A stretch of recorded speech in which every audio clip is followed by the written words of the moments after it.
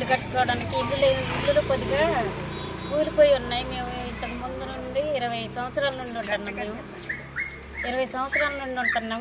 పూరి గుడిసెలో ఎలా ఉండాలని మేము ఇల్లు కట్టుకుందామనేసి రేకులు వేసుకుందామని అనేసి అనుకున్నాం. మేము అనుకుంటే మేము వేసుకుంటామంటే మా అక్క వాళ్ళ ఇల్లు వచ్చి కూలగొట్టారు. దేవస్థానం ఈవో గారు వచ్చి మొగోళ్ళని తీసుకొచ్చి మొగోళ్ళందరినీ మా ఆడవాళ్ళ మీదకి పంపించి కొట్టించి అందరినీ ఇల్లంతా కూలగొట్టేసి ఇచ్చింది. మళ్ళీ ఆమె వచ్చి మళ్ళీ ఇల్లు కట్టడానికి వీల్లేదు, ఇక్కడ మా దేవస్థానం స్థలం మాది, నీకెవరిచ్చారు హక్కు అనేసి దౌర్జన్యం చేసింది. పోలీసులను తీసుకొచ్చి వేరే వాళ్ళని తీసుకొచ్చి అసలు ఇక్కడ కట్టొద్దు మీరు ఇల్లు కట్టడానికి మీకు పర్మిషన్ ఎవరిచ్చారు, హక్కు ఎవరిచ్చారు, మీకు ఉండటానికి వీల్లేదు, ఖాళీ చేస్తారా నేను ఖాళీ చేయాలా అని కూర్చుంది. వచ్చేసి గుణాలు దక్కించి గోడ కడదామని గోడ లేపుతా ఉన్నాం.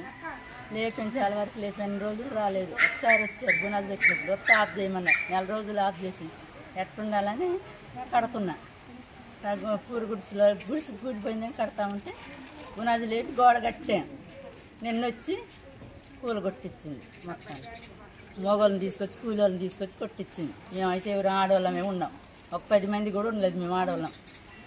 వాళ్ళందరూ కూలోళ్ళని తీసుకొచ్చి కొట్టించి ఇల్లు మొత్తం కూల కొట్టిపోయారు.